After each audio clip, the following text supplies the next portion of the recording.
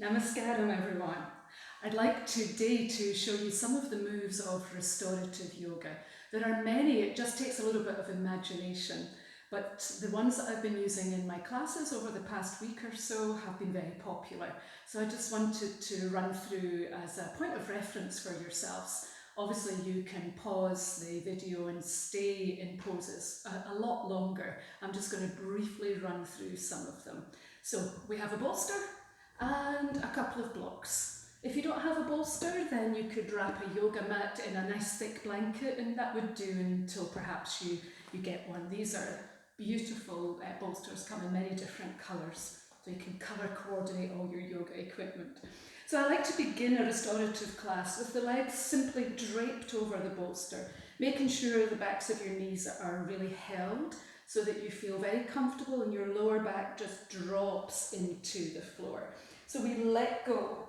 We stay here for several moments, perhaps a full 2 minutes. Simply then you transition by taking the soles of the feet together into a reclining cobbler or reclining butterfly, to use more of the yin-like names. And again, stay here for a couple of minutes. If you normally go wider when you drop the knees apart, then this is sort of just containing your hips a little bit because there's much more to come. So be comfortable, be relaxed.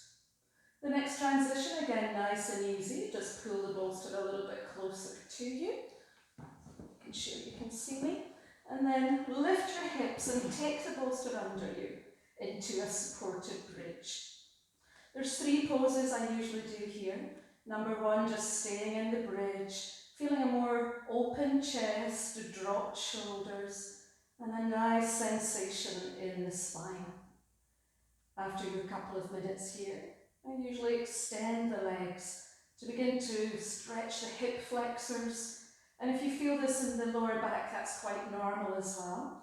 Working into our psoas, origins and attachments. Origins from the lower back and attachments into the femur, the long thigh bone. So you might feel that in both places. Another couple of minutes here, and then as we bend the legs back in, and slowly drawing in the belly and lifting the legs up into the sky. Completely relax, allow the bolster to hold you.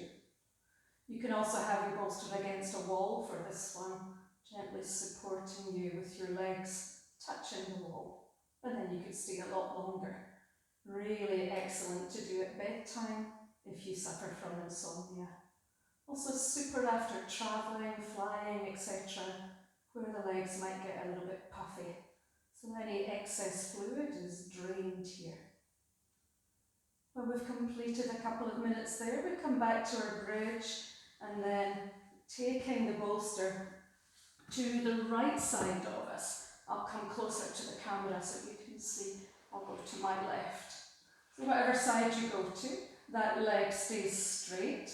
The bolster is level with your hip, and then you turn towards it, rolling onto your side and reaching the arm out, and then the opposite leg pops up onto the bolster. Try and support the ankle as well, so don't have your foot hanging off the bolster. Lower leg up, reaching out through, so if it's left leg is straight on the mat, left arm is stretching through to the left, and then rolling the upper body to an open twist. Back of head and hopefully both shoulders to the floor. However, if the right arm is dangling up in the air, then just allow it to fall down. If it's too uncomfortable, you could perhaps have a blanket underneath the shoulder.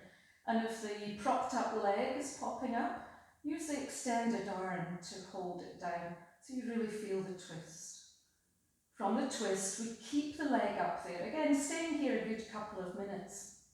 Then, keeping the leg there, rolling onto the belly, move the straight leg over to the other side, and then you're up in a sphinx position on your forearms.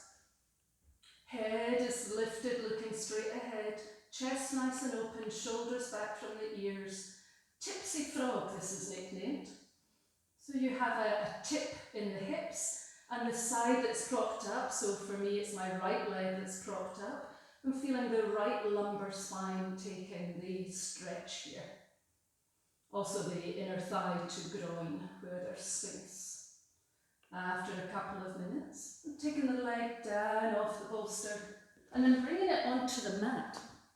And place it here and perhaps put a block underneath to prop it up a little, so that when we move into our downward facing dog, the head is supported. This transition pose, maybe 30 seconds or so, and then you do the tipsy frog first on the other side, propping up the opposite leg, and then keeping the leg there, coming into your twist where we started on the other side. Again, if the knee is off the bolster, hold it down and open. And then when you've had the same amount of time in each of those poses, come back and just find the middle of your spine. Maybe give yourself a bit of a hug and a roll around, and then you can continue with some other poses. So a little bit more sort of working poses if you like. You can take your 2 blocks, stand them up near the front of your mat, have your bolster across your mat somewhere in the middle, and then step into a lunge. From the lunge, let your back leg lean into the bolster gently. Support yourself on your blocks and just press forward. Feel a good stretch at the top of the thigh on the back leg, working sensation in the inner thighs, and hold and press forward. After a few moments, maybe about 30 seconds, we take the front foot wider, the blocks down into the centre, and the forearms onto the blocks. If that's too much, stay up on your hands. If it's not enough for you, lean deeper or no blocks at all into our lizard pose, or low-flying dragon to give it its yin name. After a few moments there's another 2 poses that you could try, in fact 3.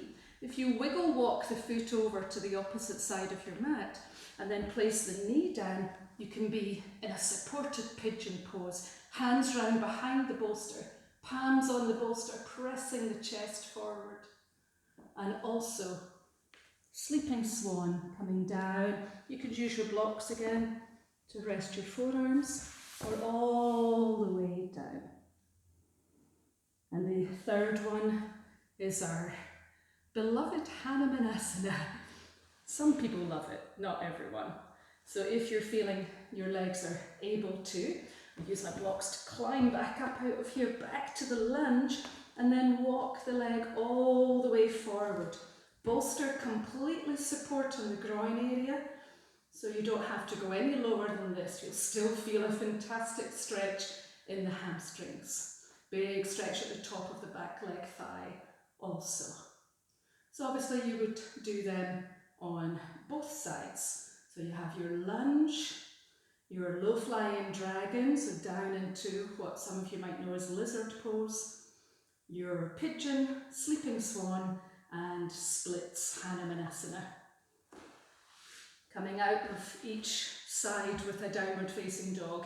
Again, you could have your bolster there in the centre so that your head perhaps rests, and if it doesn't, you can prop up your bolster with a block. There's more to come. For now, I'm going to stop the video there so it uploads to Facebook much easier, and then I'll give you a few more poses when you return.